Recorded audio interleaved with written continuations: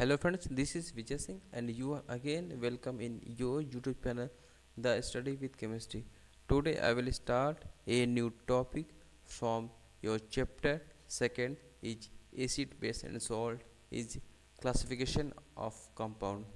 Basically I will discuss is types of compound on the basis of their chemical properties. Okay. तो सबसे पहले आज हम के लेक्चर में जो भी टॉपिक देखेंगे उसके कंटेंट को देखेंगे। आज हम बेसिकली दो टॉपिकों पे डिस्कस करेंगे। फर्स्ट है classification of compound and second indicator, क्योंकि ये जो चैप्टर है पूरे इसी पे बेस्ड होने वाले हैं। ओके, तो सबसे पहले हम ये देखेंगे कि जो कंपाउंड को हम क्लासिफाई किए कितने टाइप्स की होते हैं और इनका बिहाव क्या है। तो सबसे पहले हम देखेंगे कि on the basis of chemical properties, यानी कि कोई भी जो कंपाउंड होते हैं वे केमिकल प्रॉपर्टीज़ के बिहाव पे थ्री टाइप्स में डिवाइड होते हैं। First acid, base and salt. Okay, तो आज हम देखेंगे कि हम एसिड, बेस और सॉल्ट का जो क्राइटेरिया है यानी कि इंडिकेटर है, इंडिकेटर देखेंगे कि एसिड, बेस और सॉल्ट को हम इंडिकेटर से कैसे आइडेंटिफाई करते हैं। क्योंकि इस चैप्टर को स्टार्ट करने से पहले हमें इंडिकेटर बहुत ही इम्पोर्टेंट है, क्योंकि इंडिकेटर के बिहार पे हम ये क्लासिफाई कर पाते हैं कि ये एसिड है, बेस है, सॉल्ट है। सपोज करें हमारे पास तीन कंटेनर है ए, बी और सी।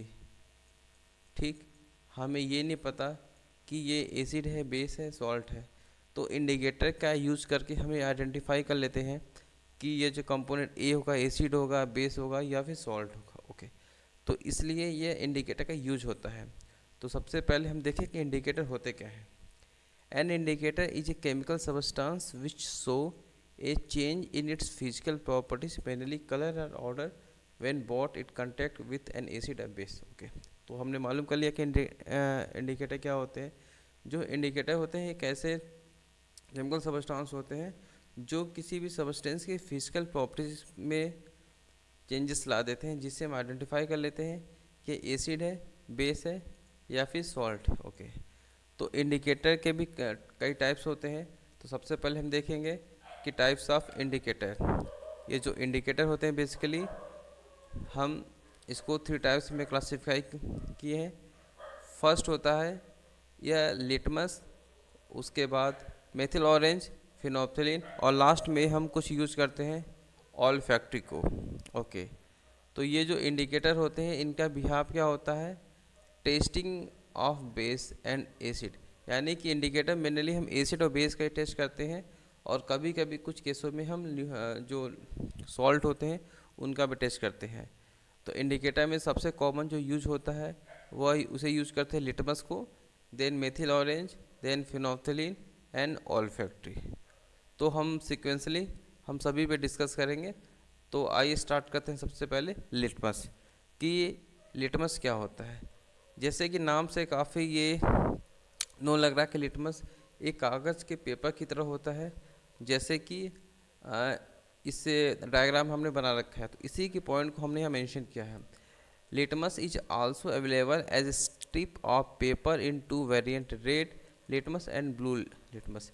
यानी कि जो लिटमस होते हैं यह नेचर में टू टाइप्स के पेपर फॉर्मेट में मिलते हैं। ये कागज़ की एक पतली स्ट्रिप होती है इस तरीके से, ठीक, एक होते हैं ब्लू लिटमस, एक होते हैं रेड लिटमस। ओके, जो अगर कोई सोल्यूशन ब्लू है, ठीक, जैसे कि जो एसिड होता है यह ब्लू लिटमस को रेड में कन्वर्ट कर देता है। जैसे कि ये ब्लू लिटमस है, ठीक है, अगर यह सोल्यूशन एसिड होगा तो यह जो ब्लू कलर है अगर इस सोल्यूशन में डिप करने पे इसका कलर रेड हो जाएगा, तो हम कहेंगे कि यह जो सोल्यूशन है वो एसिड है। ओके, ठीक, a base turn a moist red paper to blue, यानी कि अगर ये बेस होगा तो यह जो रेड लिटमस होता है यह इस लिक्विड में मिक्स करने पे या डीप करने पे यह ब्लू कलर हो गया, तो हम कहेंगे कि यह जो सॉल्यूशन है या लिक्विड है यह एक तरीके का बेस है। ओके,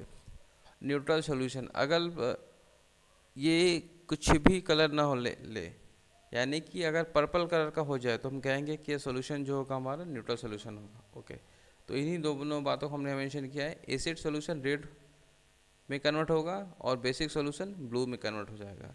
तो यह इस तरीके से हम लिटमस के बिहाफ पे इसके क्लासीफाई करते हैं कि लिटमस के हेल्प से हम कैसे एसिड और बेस को आइडेंटिफाई करते हैं। ओके, सेकेंड है मेथिल ऑरेंज। ये जो मेथिल ऑरेंज है बेसिकली, तो ये तो नाम इसके काफ़ी बड़े लग रहे हैं कि ये काफ़ी बड़ा है, ऑरेंज सा मिला है, लेकिन ये एसिड और बेस को आइडेंटिफाई काफ़ी अच्छे तरीके से करता है। जैसे कि methyl orange is a pH indicator frequently use in titration, okay, because of its clear and distinct colour variance at different pH values. Okay, जो मेथिल ऑरेंज एक तरीके का पीएच इंडिकेटर होता है। अब पीएच क्या होते हैं, ठीक, ये हम इस चैप्टर में थोड़ा आगे चल के बातें करेंगे। ओके, जिनका टाइट्रेशन, एक वर्ड यहाँ आ रहा है टाइट्रेशन। टाइट्रेशन का बेसिक मतलब होता है कि जैसे कोई दो सोल्यूशन है, ठीक है, अगर इस सोल्यूशन के बारे में हमें कंफर्म सारी डिटेल पता है तो इसके बिहाफ ही सोल्यूशन के डिटेल को आइडेंटिफाई करना है, टाइट्रेशन कहलाता है। यह टाइट्रेशन क्लास 11th की टॉपिक है, वर्ड यूज है जो कि केमिस्ट्री के प्रैक्टिकल में काफ़ी इन्वॉल्व होता है। तो लेकिन आप थोड़ा सा यहाँ समझ जाओ कि फर्स्ट सोल्यूशन की बिहाफ पे सेकंड सोल्यूशन को आइडेंटिफाई करना ही कहलाता है titration. Okay, methyl orange so red colour in acidic medium and yellow colour in basic medium. Okay, यानी कि जो एसिडिक मीडियम में होगा ये रेड कलर का होगा और बेसिक मीडियम में यह येलो कलर का होगा। ओके, इसी को हमने यहाँ मेंशन किया है कि न्यूट्रल सोल्यूशन अगर होगा तो ऑरेंज ही कलर का रह जाएगा, और एसिडिक सोल्यूशन होगा तो रेड कलर से होगा, और बेसिक सोल्यूशन के लिए जो मेथिल ऑरेंज होगा वह येलो कलर शो करेगा।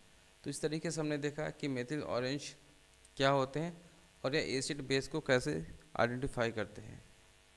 थर्ड टॉपिक है फिनोप्थलीन। फिनोप्थलीन भी जो इसकी प्रोनाउंसिएशन है काफ़ी बड़े हैं, जैसे लोगों को लगेगा तो लिख नहीं पाएंगे, तो इसलिए इनके कुछ शॉर्ट हैंड चलते हैं। Phenolphthalein is a chemical compound with the formula of C20H14O4। ठीक है, पहली बात तो इसके केमिकल फार्मूला आपको लर्न करने होंगे। And often written as LHLN और PHPH। ओके, यानी कि जो फिनोप्थलीन को हम बेसिकली इसके शॉर्ट हैंड से भी डिनोट करते हैं। जैसे डॉक्टरों की राइटिंग होती है, किसी भी मेडिसिन को शॉर्ट हैंड से लिखते हैं, ठीक उसी तरीके से हम फिनोप्थलीन को भी शो करते हैं, HLN and PHPH in short hand notation. Okay, phenolphthalein is often used as an indicator in acid base titration। Okay, अब टाइट्रेशन क्या होता है ये हमने आपको पहले ही डिस्कस कर दिया है। For the application it turn colourless in acidic solution and pink in basic solution. Okay, ठीक, एसिडिक सोल्यूशन को यह जो फिनोप्थलीन होगा यह कलरलेस में कन्वर्ट कर देगा, एंड बेसिक सोल्यूशन को यह पिंक में कलर कर देगा, और न्यूट्रल सोल्यूशन होगा वो कलरलेस ही रह, यानी जैसा रहेगा वैसा ही रह जाएगा ये। ठीक, तो बेसिकली यहाँ जो हम यूज़ करेंगे हम एसिड और बेस को ही कंसिडर करेंगे। ओके, ठीक है। अब हम लास्ट टॉपिक कंसिडर करते हैं जो कि है ऑयल फैक्ट्री इंडिकेटर। ये जो ऑयल फैक्ट्री इंडिकेटर है कुछ उस केस में यूज़ किए जाते हैं जब हम किसी स्पेसिफिक सबस्टांस के स्मेल को रिड्यूस करना हो या रिमूव करना हो। ओके, जैसे सपोज करते हैं an olfactory indicator is a substance whose smell varies depending on whether it is mixed with an acidic or basic solution। okay, olfactory indicator जो होते हैं can be used in the laboratory to test whether a solution is base or an acid। okay, यानी कि suppose करें कि दो container हमारे पास, एक एसिड का है और एक बेस का है। ठीक, ये कोई सबस्टांस ले लीजिए जैसे ओनियन, तो अगर हम ओनियन की स्मेल को रिड्यूस करना हुआ तो आखिर क्या करेंगे, ओनियन तो अपना स्मेल ये गिवन करेगा ही करेगा, तो ओनियन के स्मेल को रिमूव करना जिस सबस्टांस से हम करते हैं उसे कहते हैं ऑल फैक्ट्री इंडिकेटर। ओके, ठीक, तो ऑल फैक्ट्री इंडिकेटर एक सेंस से पहले इसका जो सेंस आएगा वो स्मेल से आएगा। ठीक, स्मेल से हम इसे कंसिडर करेंगे पहली बात। ओके, तो ऑल फैक्ट्री इंडिकेटर में हम बेसिकली दो सबस्टांस को लेंगे ओनियन और वनीला को। ठीक, तो जैसे कि डायग्राम में ये क्लियर है कि जो ओनियन होगा, ओनियन एसिड अगर सोल्यूशन में डीप कर दिया तो इसका जो स्मेल होगा एज इट इज़ पहले की तरह रहेगा। अगर बेस में डीप कर दिया जाए तो अपनी स्मेल को यह लूज़ कर देगा, यानी कि खो देगा। वैसे ही वनीला वाले केस में एसिड में डीप करने पे यह बिल्कुल वैसे ही रहेगा, ठीक, लेकिन बेस में डीप करने पे यह अपनी स्मेल को खो देगा। ठीक, यानी कि इस तरीके से उसकी स्मेल को हम रिमूव कर देंगे। तो इस तरीके से हमने देखा है कि ऑल फैक्ट्री इंडिकेटर क्या होते हैं। अब इसी को हमने थोड़ा सिंप्लीफाई एक टेबल के फॉर्मेट में कन्वर्ट कर दिया है। जैसे कि ओनियन को ऑल फैक्ट्री इंडिकेटर में मिक्स किया, अगर NaOH सोल्यूशन है तो हम उसके ओनियन की स्मेल को आइडेंटिफाई नहीं कर पाएंगे, कि हम ये बता नहीं पाएंगे कि ये ओनियन है या फिर कुछ और है। अगर एसिडिक सोल्यूशन में डीप किया, एसिडिक कुछ भी ले ले, सल्फ्यूरिक एसिड या HCl, तो स्मेल इसका डिटेक्ट हो जाएगा, यानी कि उसकी स्मेल में कोई चेंजेस नहीं होंगे, तो यह बिल्कुल ओनियन की स्मेल आएंगे। ठीक, वैसे वनीला वाले केस में वनीला और ऑल्फैक्टरी इंडिकेटर, ठीक, जब हम यूज़ करते हैं ऑल्फैक्टरी इंडिकेटर में बेसिकली क्या आएंगे, ये जो वर्ड यूज़ कर रहे हैं हम इन दोनों में से कोई एक ही कंसिडर करेंगे। ठीक है, तो यहाँ जो ऑल्फैक्टरी में से जैसे हमने इसमें से एक लिया था, ठीक वैसे ही इन दोनों में से कोई एक कंसिडर करेंगे। सपोज करें वनीला को हम बेस के साथ डीप करा दें या मिक्स कर दें, तो इसके हम वनीला के स्मेल को आइडेंटिफाई नहीं कर पाएंगे। पर अगर एसिड के साथ करा दें तो इसका जो स्मेल होगा एज इट इज़ पहले की तरह ही रहेगा। तो इस तरीके से हमने देखा कि इंडिकेटर क्या होते हैं।